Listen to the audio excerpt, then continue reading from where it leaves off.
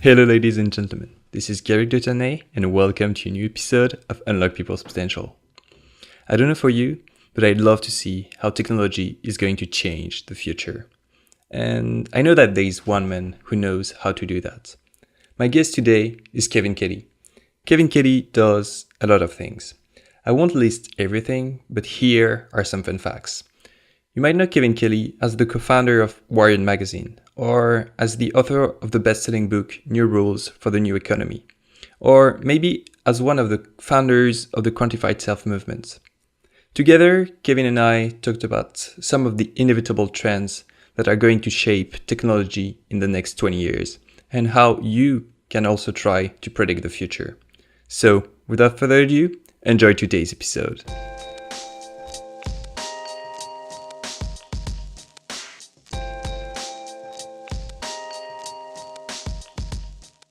Hello, Kevin. Hello. I'm so glad to be here. Thanks for having me on. No, thanks for being here. We're just so glad to have you unlock people's potential. You've actually have inspired us a lot through your work and your thinking, and so I'm just delighted to have you here to share a bit of your work and your ideas about the future of technology. And just before that, I actually wanted to focus on the core of this podcast: how to unlock people's potential. And I actually wanted to know how you work on unlocking your own potential. I don't normally think of it that way. I'm sure those words have might mean different things to different people, but I think I guess the way I would answer that is I unlock my potential by working, by doing stuff. And the one thing I know about being innovative, getting things done, accomplishing things is that the secret is really repetition, like kind of doing it a lot.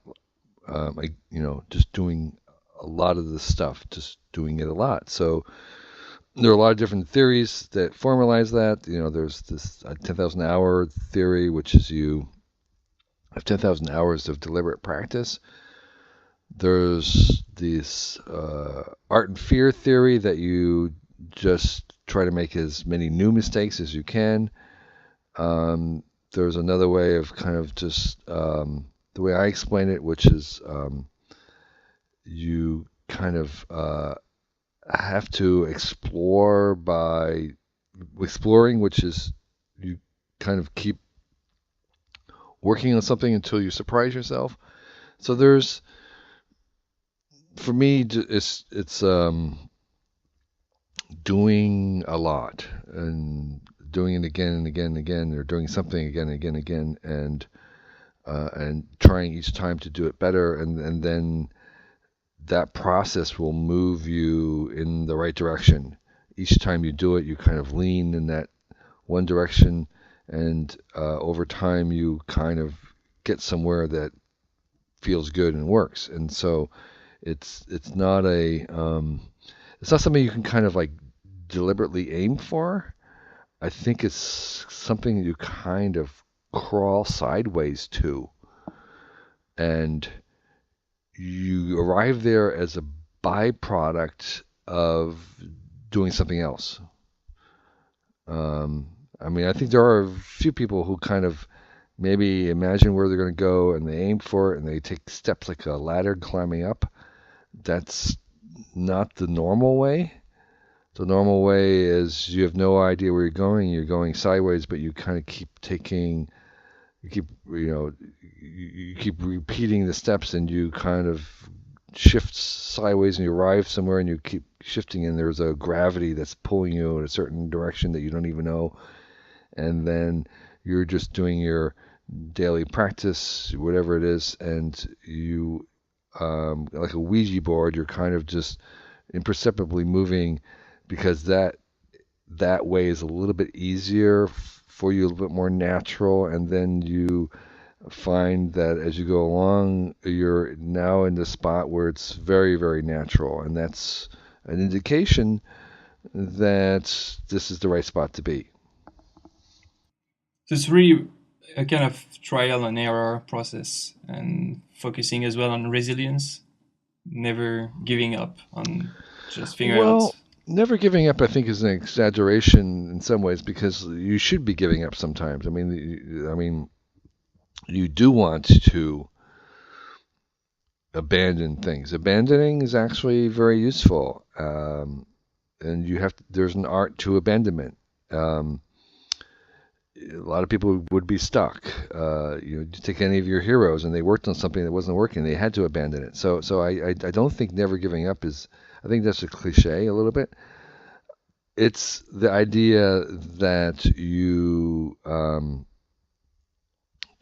that you are doing something that you keep doing. That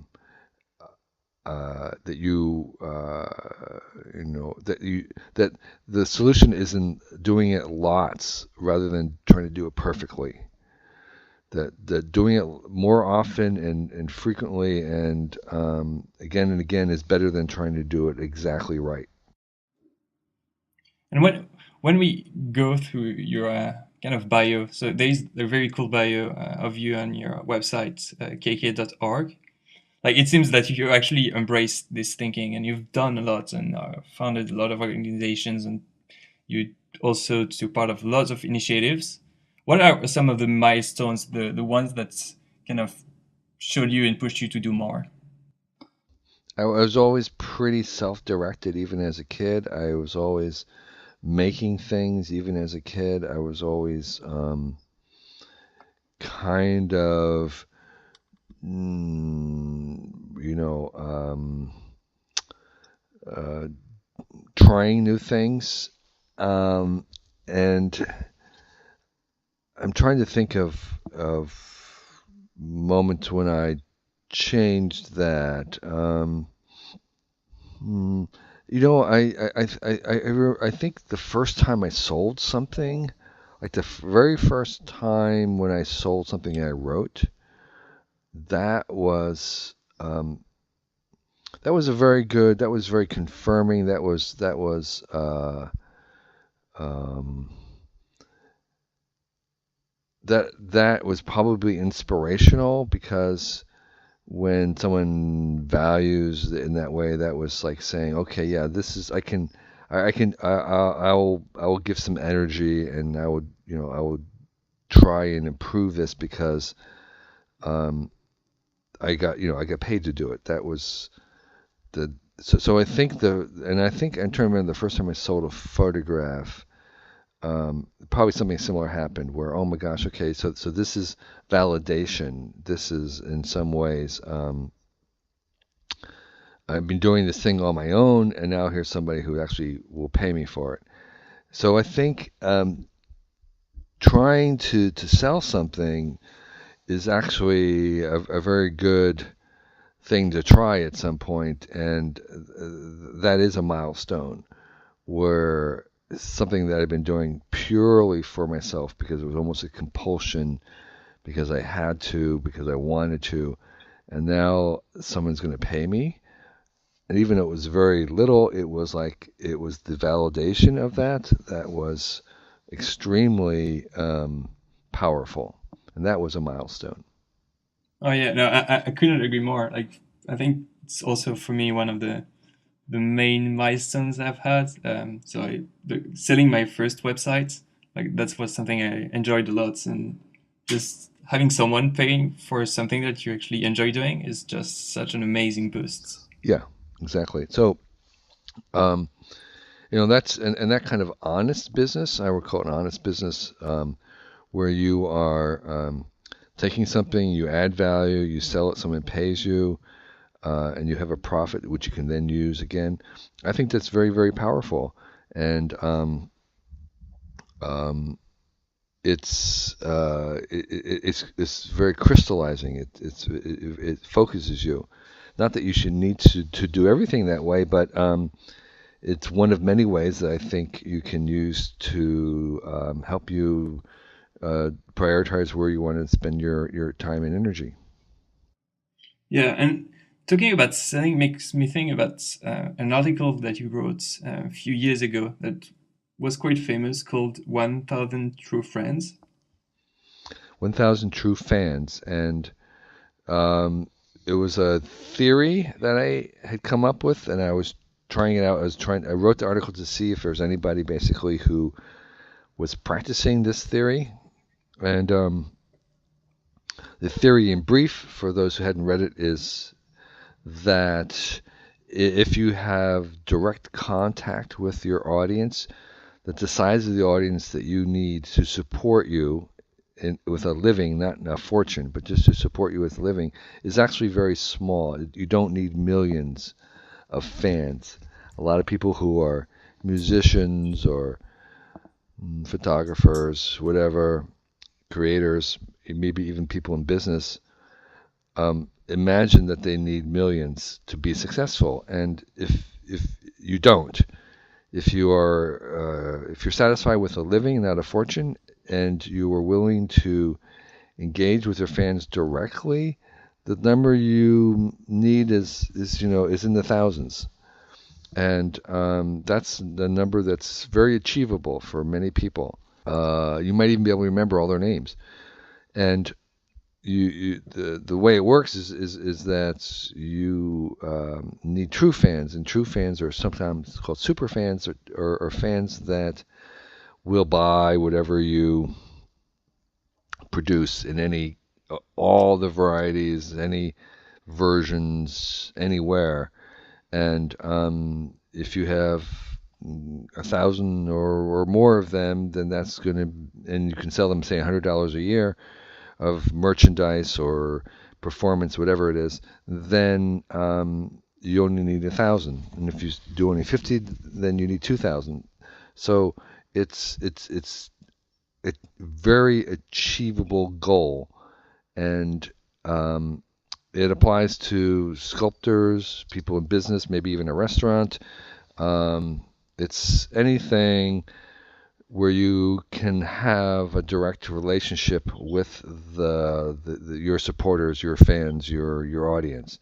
And the secret, or say the cost, the downside, is that you have to deal with them, and not everybody wants to deal with their fans. And so some people are happy to have a middle person, a manager, a publisher, a studio deal with their fans, and that's fine. But if you like that kind of work, then and it is work. You will spend an awful lot of time managing your fans. If you enjoy that, then you can have the smaller number and still have a living. And so you mentioned that the true fans are, of course, for businesses, but mostly for artists as well. And at the same time, in your new book, The Inevitable, you mentioned that the content and media is getting free. Like everything that is on the internet is free because like it can be copied. Do you think there is any aspect of this that is actually influencing this theory of the 1,000 true fans? Definitely. The premise is that most of the stuff that we produce is becoming a commodity, cheaper and cheaper every year. In the realm of the digital media, copies are free. They're not just inexpensive. They're absolutely free. Someone can find a copy of something for free. And so you have to, in some ways, sell something that's not a copy or that's hard to copy. And a lot of musicians have sort of migrated. They don't sell the copies of the music because no one buys CDs anymore. And even downloading is not very popular, and so people are streaming them. And that's part of what I talk about in my book, The Inevitable, the flows of everything. And so you have to sell something that's not easily copyable.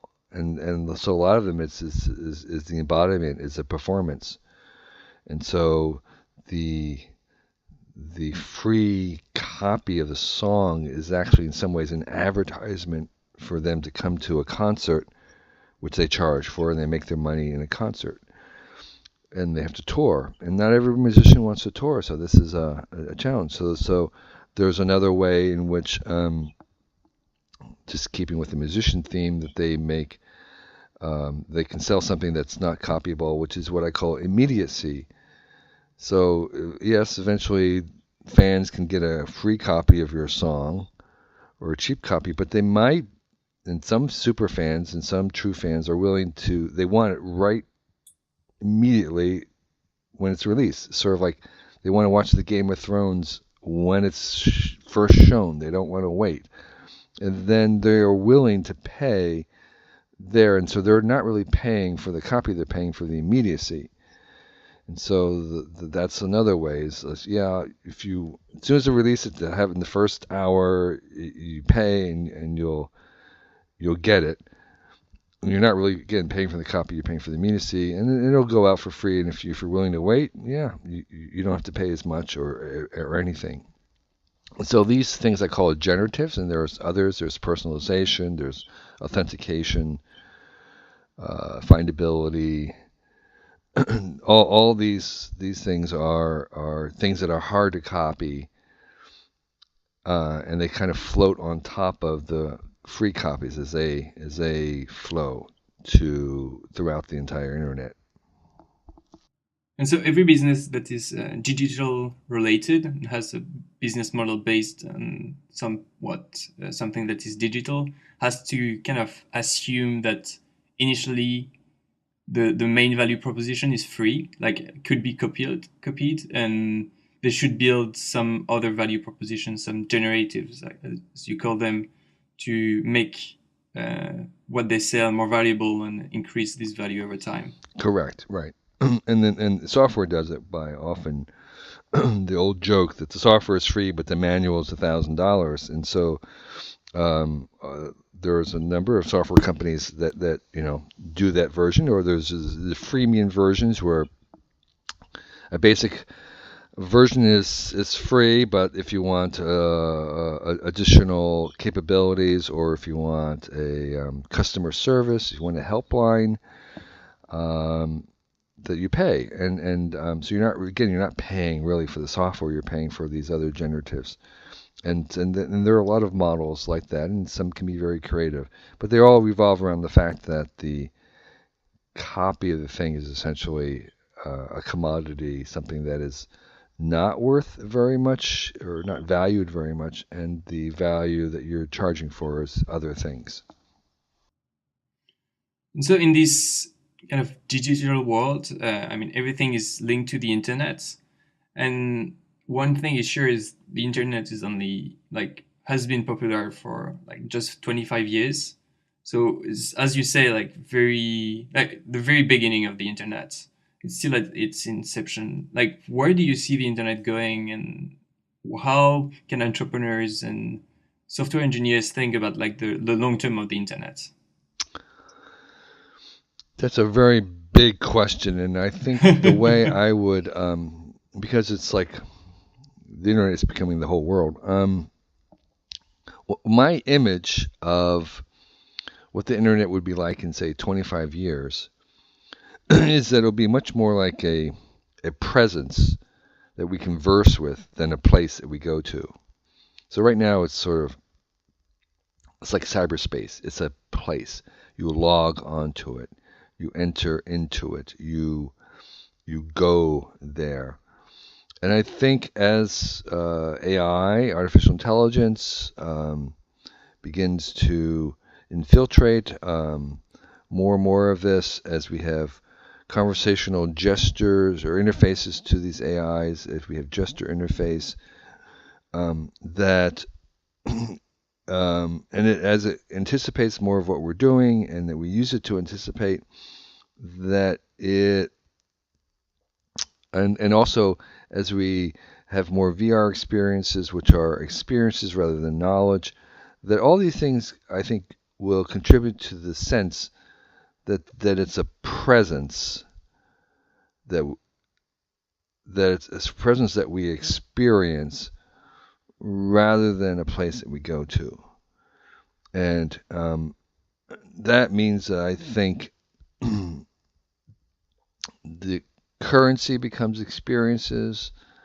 The currency is not so much knowledge and information, which become a real commodity. It's there, it's free, but we get it by asking questions and it talks back. And but that where we seek, where we value is much more in the sense of it being uh, um, being a conversation. So over time, the friction of using the internet will reduce. And what do you say is it related to what some designers say that the best user interface is actually no user interface? Well, I don't believe that there's no user interface. I mean, if a conversation is a user interface, it's just that it's not visible, Okay.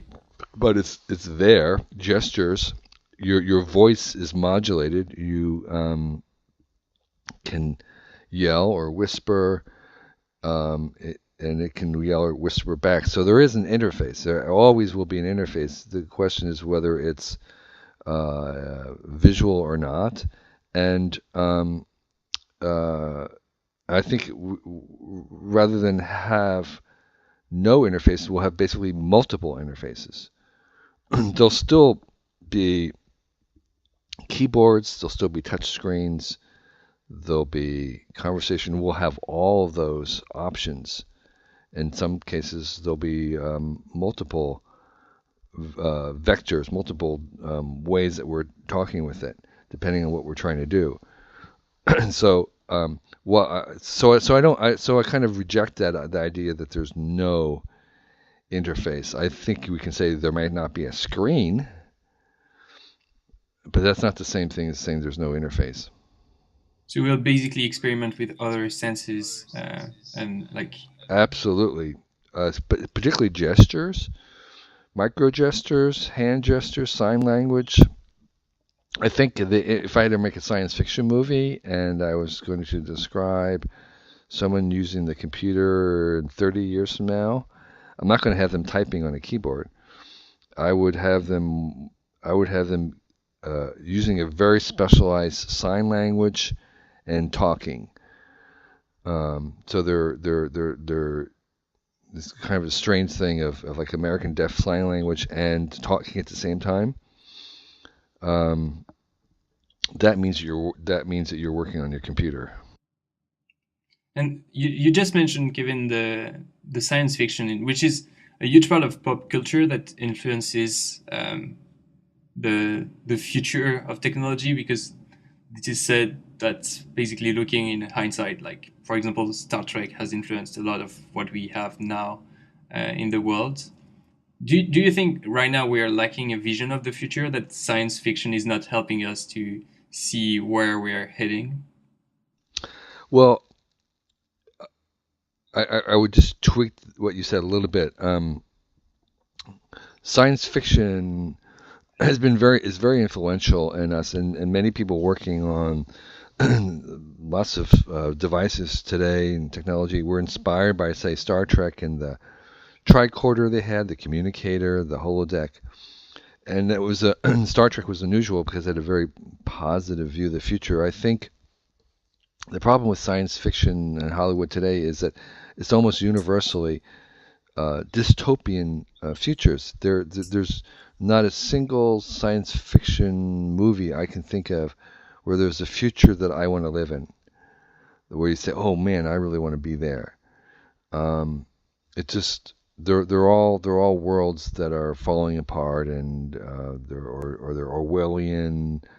They're dystopias that you want to escape from, and I think that's a real both a hazard and a missed opportunity, because I think it's through it's through optimism that we actually can do things long term, make large projects that may outlast us, that may take more than one quarter to make. We need to have an optimistic vision of where we're going. And part of what I try to do in the scenarios in each little chapter is to paint a little vignette, a little sketch of how this might be a positive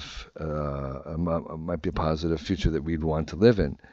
And I would welcome a science fiction story that had worlds that were in some ways plausible and desirable. And I know it's difficult because in general we're hardwired to enjoy things. We rather watch things blow up and explode than being built.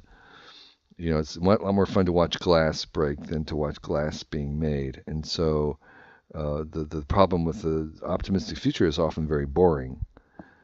And making it exciting is another challenge, but I think it is possible. And if we could do it, it would be very influential. Yeah. And so you said that the inevitable is one way to influence also the future, because basically, and I encourage all of the listeners to read your book, you're trying to give this 12, like, give a sense to what is going to happen through 12 trends that are, according to you, inevitable. And is there any other ways to kind of get some inspiration about the future? Where should someone who wants to understand how he or she could think long term and understand what is going to happen next, where should they dig in? That is such a good question. I don't have a ready answer for that. There isn't really a kind of a central place today. There are a couple of websites that do a pretty good job. IO9, um, Singularity University has so many programs where they're talking about this. There are a lot of websites that kind of collect little, bits and pieces, articles. Um, I can't. I don't know if I can recommend one site over another as being more complete or up to date, but I think um, you know um, I think the information is around, um, and I think there's actually not a shortage of it. I don't feel that um, we lack the information. I think what we do lack is a couple of integrated, plausible worlds that take a lot of the different strands and kind of bring them together. And that's actually something I'm working on right now and would like to do that because I don't see a lot of it, which is to, make a vision of the future, not just in one little narrow way, but actually to make a full-fledged, comprehensive world that would be plausible. It has to be fiction because there's no other way to do it. We don't have it, it's the future. But I think we can make things that seem likely and therefore would be useful in trying to imagine, what we would do, what the politics would be. And that would be, and there should be more than one because it is fiction and therefore these are just predictions. Um, I would love to see that, and as I said, I am trying to work on something like that, and I would love to see more of them. And that might be helpful to people. Again, not really as a prediction, but more as fiction, meaning that they make some arbitrary choices, which you have to do just to make something complete, but they can serve as a model, as a what's the word I want, as as an alternative. The alternative can kind of inform where we're going. And what do you think this, like, what form do you think this fiction should take? Because I'm just thinking about what you said, and it seems that like a lot of fiction starts as a narrative that is written down like a novel, and because it's quite easy to manipulate words. But at the same time, I was thinking that it limits where, like, how many people are going to enjoy it and how people are going to like spread it, while thinking about VR as one of the next things. And do you think that VR could actually kind of kickstart a new boost in the way we think about the future, just because it makes it more easy to tweak and make us experience what could happen next? I think you're absolutely right. I think that um, if you had to, if you're doing world building, which is basically what this is, that building it in VR would be an incredible way to convey and test at the same time the scenario, the world, and yeah, and you could also, in some ways, have it be a very social thing where it was somewhat open sourced or that was easy for many people to contribute rather than just be a solo project, and that would be very exciting.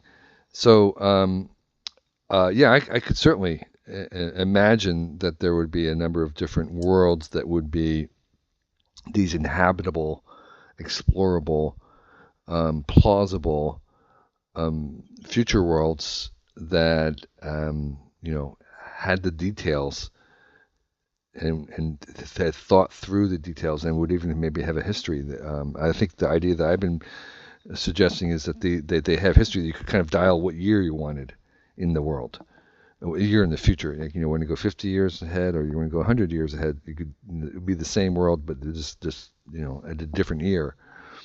Much as you can kind of go back in the past by year, and so I think that'd be very powerful, a very powerful platform, and I would expect that there'd be a number of them. And is there like a model where you like, do you already see what type of kind of back end of this, like how it will look like, or is it like, are we going to have like a Hollywood thing, or is it something that is going to be more decentralized?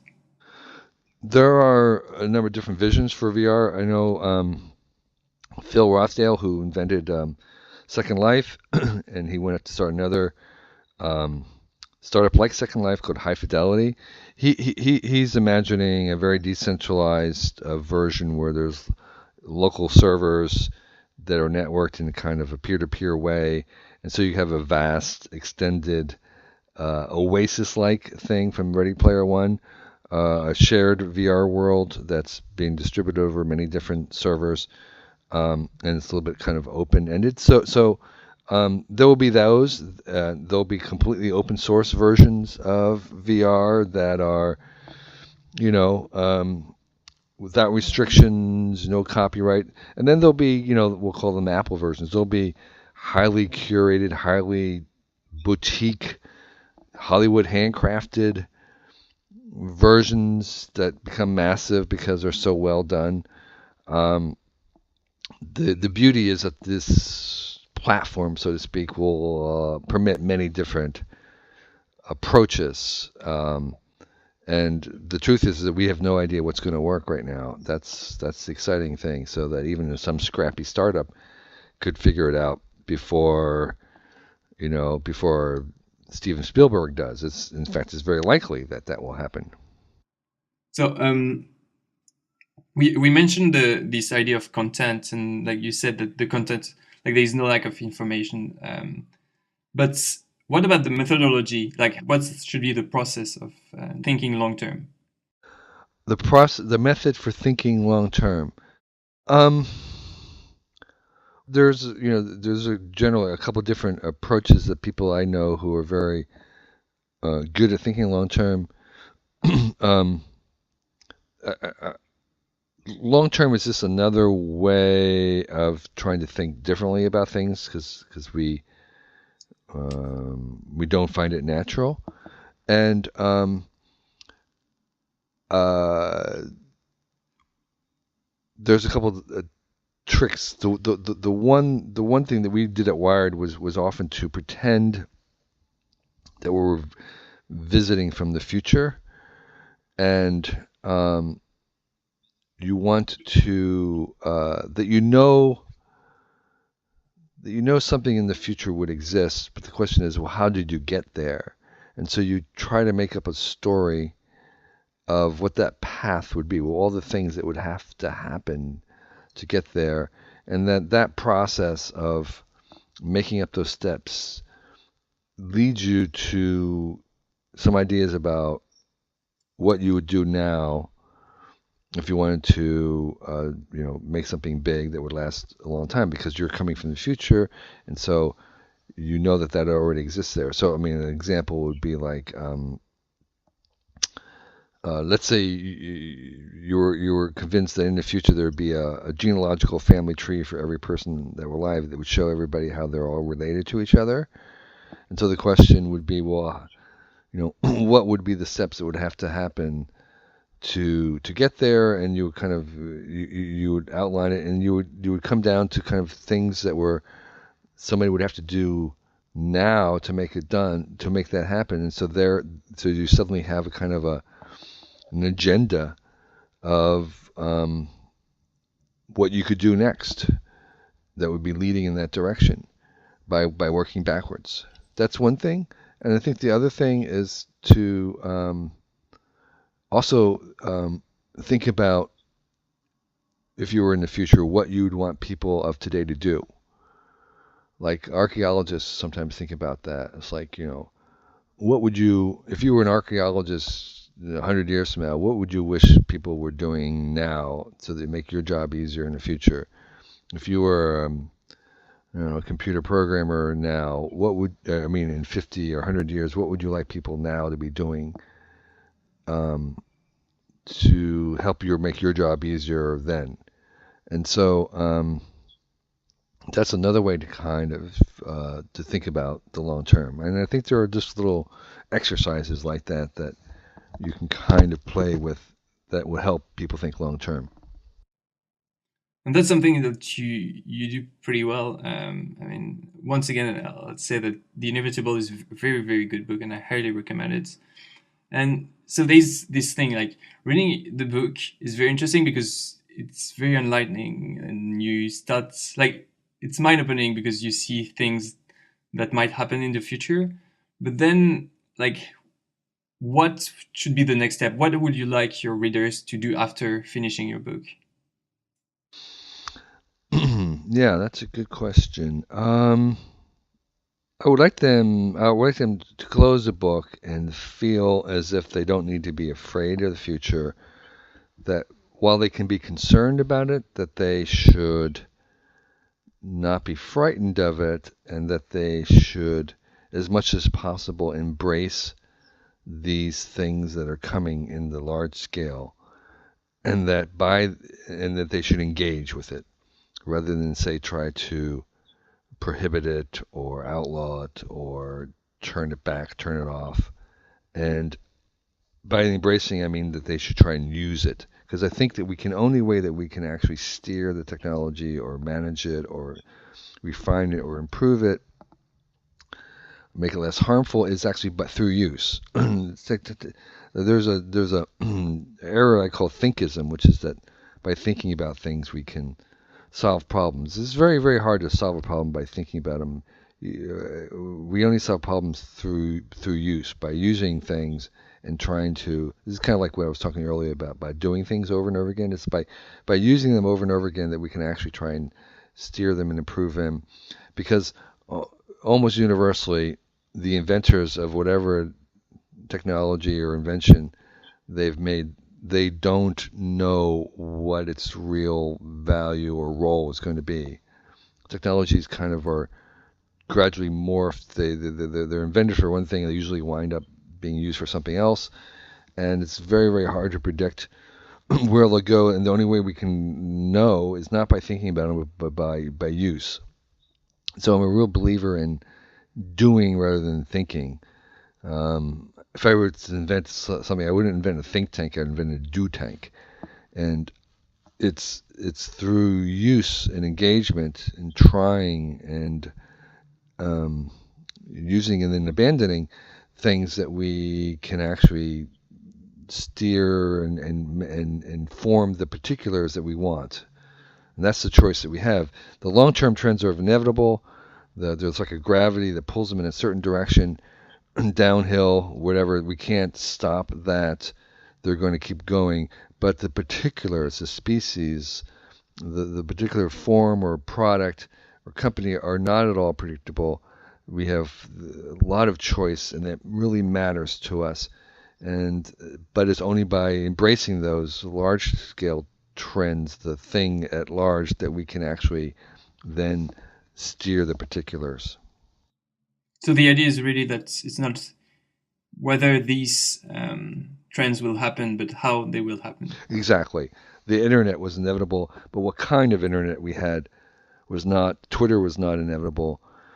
We could have made things commercial, non-commercial, international, national, open, closed. Those are all choices, and they make a huge difference to us. So the AI will come. What AI looks like, what kind of AI, how it's packaged, what its political regime, legal status. Those are all things we have choices. They're not inevitable. Tracking is going to come. There'll be more tracking in our lives for sure. It will be total tracking, but we have some choice about how is it tracked? What does it look like? Is it symmetrical? Is it asymmetrical? Is there disclosure? What's the technology particulars around it? And that is something we have a lot of choice about. Kevin, thank you very much for your time. It was such a pleasure to have this chat. I'm sure the listeners enjoyed it a lot. And where can they find you? Obviously, we're going to link to your book. Anywhere else? I have a pretty big and active website at my initials, kk.org, kk.org. My book page is there. The other blogs I run with Cool Tools, which recommends one great handy thing every weekday. There's True Films, which reviews the best documentaries in English. There's Silver Cord, which is about a graphic novel. I have a new blog, Extrapolations, which is rounding up all the long-term forecasts, 10 years or more into the future. There's a bunch of stuff, and I'm Kevin 2 Kelly on Twitter, and somewhere on my website is my email for those who need it. Amazing. And as you mentioned at the beginning of this episode, you're really doing a lot and still, I guess, unlocking your potential. Well, thank you. I hope everyone else does so. I hope the book, The Inevitable, is useful to them as it was to you. I really appreciate your support and enthusiasm. And again, thank you for having me on your Unlock People's Potential podcast. Thank you very much, Kevin. Great.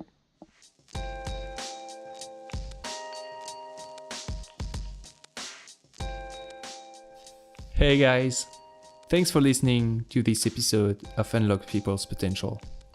This podcast was brought to you by Contriber. Be sure to subscribe on iTunes and leave a review. Let us know what you think. You can find the show notes on our blog, blog.contriber.com. Thanks for listening, and I hope you've been inspired to become a great leader and to unlock people's potential.